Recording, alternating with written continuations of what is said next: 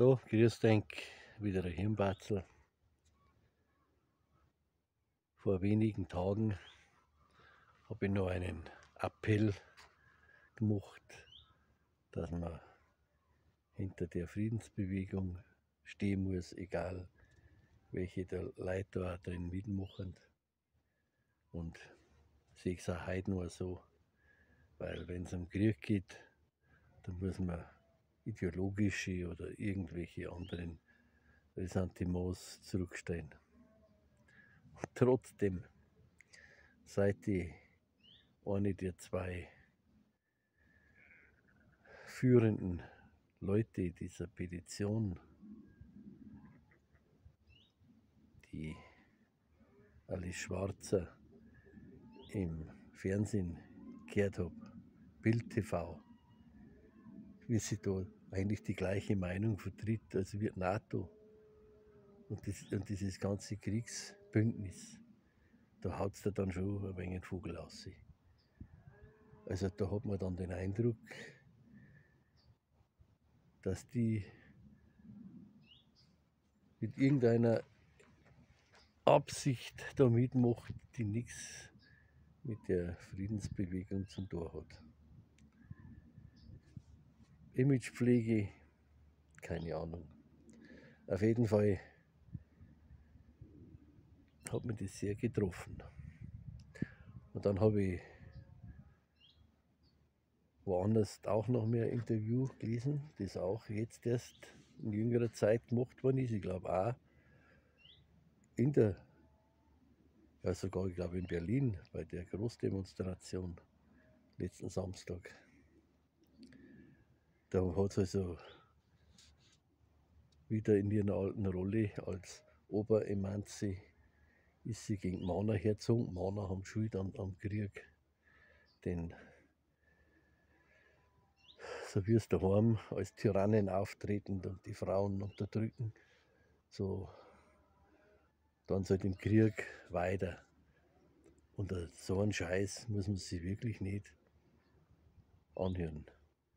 Ich meine, dass sie da in der Richtung einen Vogel hat und aus der Gleichberechtigung der Frau einen Krieg gegen die Familien und gegen die Männer gemacht hat, das widerspricht auch der friedlichen Intention, die es jetzt vorgibt, da bei dieser Petition zum haben. Ich weiß nicht, ob er sich schon mal überlegt hat, wer von den Frauen, denen die Männer in nichts nachsteht, ja vielleicht noch ärger ist. Denn die Männer werden da schließlich von Müttern und vor allem von Lehrerinnen erzogen. Männer haben ja fast keinen Einfluss mehr auf die Erziehung ihrer Söhne. Und das sagt zu der Hillary Clinton, der größten Kriegstreiberin und Kriegsverbrecherin, die man sich vorstellen kann. Oder Margaret Thatcher oder Madeleine Albright, die Ex-Außenministerin von den USA, bei der man immer noch das Interview im Ohr klingt, dass gefragt wird, ob dieser Irakkrieg, der ja aus rein gierigen Gründen verbrochen wurde, mit falschen Argumenten, die Welt belogen wurde, wie es gefragt worden ist, ob das Embargo gegen den Irak die, ich glaube, 500.000 toten irakischen Kinder wert ist, wie es das dann bejaht hat. Also sowas habe ich überhaupt noch nicht gehört. Also ich habe noch keine Frau kennt, die so mörderisch daherredet. Aber auch Julia Timoschenko, das ist die mit dem Zopf, den sie wie einen Heiligenschein um den Kopf verbunden hat, die Russland vernichten will. Oder Victoria Nuland, die ja diese ganze Eskalation in der Ukraine mit zu verantworten hat, Maidan und so weiter. Kennt man den Spruch, Faxe EU? oder die Liz Truss war zwar nicht lang am Ruder, aber ihr Satz, dass sie durchaus bereit ist, den Knopf zu drücken und die Welt in einen Atomkrieg zu führen, der bleibt in Erinnerung. Angela Merkel, die zwar immer so süßlich Dodgerhoff dahergeredet hat, aber die damals beim Irakkrieg 2003 auch sich sehr unangenehm bemerkbar gemacht hat. Sie hat damals einen Schröder kritisiert, weil er nicht mitmacht bei diesem verbrecherischen Krieg. Und später hat sie dann in 16-jähriger Regentschaft hat sie die Bundeswehr gegen die Vorgaben vom Grundgesetz in Kriegseinsätze in der halben Welt geschickt. Und auch an dem Ukraine-Krieg ist sie nicht unschuldig, denn sie hat das Minsker Abkommen maßgeblich mit ausgehandelt. Und jetzt vor einiger Zeit hat sie eingeräumt, dass das eigentlich nur gemacht worden ist, um Zeit zu gewinnen, um aufrüsten zu können gegen Russland. Oder, ich habe es aufgeschrieben, ein paar von diesen Damen. Marie-Louise Beck, die kennt ja jeder, eine Haubitze und Kriegstreiberin. Dann die Annette Huschkus, das ist die Ratsvorsitzende der Evangelischen Kirche, eine Kriegstreiberin im Quadrat. Dann die aktuellen Damen, die da in der Richtung umeinander springen, Strack-Zimmermann, Baerbock, von der Leyen und viele andere mehr. Also Krieg ist keine Sache der Männer, allein schon gar nicht. Also da wieder solche Fronten aufzumachen, das ist Hasspredigen, kann ich nicht anders sagen. Und die Alice Schwarzer ist, glaube ich, bei dieser Bewegung am falschen Platz. Ja, was gibt's noch? Gestern bin ich auf YouTube gespielt worden mit dem Beitrag da mit den 3 Verschwörungstheorien. Habe Einspruch eingelegt und spät abends kam dann die Botschaft, dass man die Sperre zurückzieht, weil man es nochmal durchgelesen hat oder angehört hat und merkt hat, das ist nicht sperrungswürdig. Immerhin. Hab schon gedacht, jetzt werde ich da massiv behindert. Ich meine, bei YouTube passieren so komische Sachen. Meine Abonnentenzahl, die mir an sich wurscht ist, weil ich keine kommerzielle Seiten betreibe, die dümpelt manchmal ein halbes Jahr bei der gleichen Zahl dahin. Und das ist nicht normal, denn ein paar werden es immer mehr oder weniger. Da hat man irgendeine Sperre eingesetzt, da wird man eingefriert. Anders kann man das nicht erklären.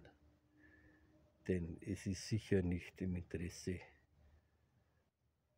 der YouTube-Gewaltigen, dass einer wie ich da zu sehr viele Klicks kriegt und Anhängerschaft. Aber wie schon gesagt, ich mache das ja nicht kommerziell, ich mache das ist eine reine Gewissenssache und halt auch das YouTube, um mein Lebenswerk irgendwo da in der Cloud zum Sichern und der Welt zur Verfügung zu stellen. Das ist mein Antrieb. Aber einmal ein anderes Thema wieder. Gestern habe ich auf Radio München einen offenen Brief von einem französischen Arzt gehört, der also um Hilfe bittet, denn in Frankreich haben sie anscheinend total durchdraht, noch schlimmer wie bei uns. Da dürfen viele Ärzte nicht mehr praktizieren, weil er sich nicht impfen haben lassen. Er ist jetzt schon seit 500 Tagen arbeitslos. Er weist darauf hin, dass der Macron, der ja sich ja besonders sehr vorgetan hat als Knecht des großen Geldes und der Pharmaindustrie, der ja schon sehr frühzeitig gesagt hat, er führt einen Krieg gegen Covid, tatsächlich führt er gegen sein Volk. Da hat der Arzt geschildert, dass irgendwo einen Waldbrand gegeben hat in Frankreich und die Feuerwehr hat nicht löschen dürfen, weil einige nicht geimpft waren. Dann haben sie irgendeine ausländische Feuerwehr eingesetzt, bei der hat man aufs Impfen gar nicht geschaut, sondern nur, ob sie irgendwelche Tests gemacht haben. Also solche Verrücktheiten passieren im Jahr 2022, 2023.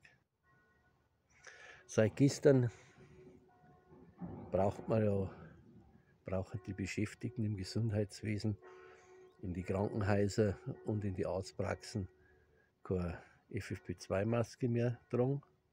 Immerhin. Ein Witz, dass man das jetzt an 2,5 Jahren so durchgezogen hat. Das war Terror, reine Schikane. Aber die Schikane geht immer noch weiter, denn Besucher und Patienten in Kliniken und Arztpraxen müssen nach wie vor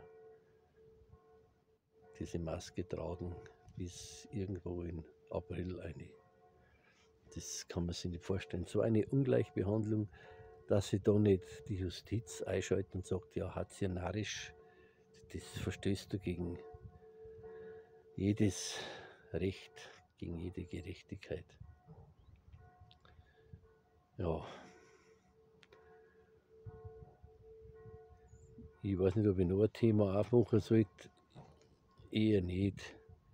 Ich belasse jetzt dabei bei den zwei Sachen und wünsche einen schönen Abend. Und jetzt träume ich wieder ein wenig, dass man sieht, wo ich da bin. Da ist eine gewaltige Hodensau. Sieht man es? Sieht man es nicht?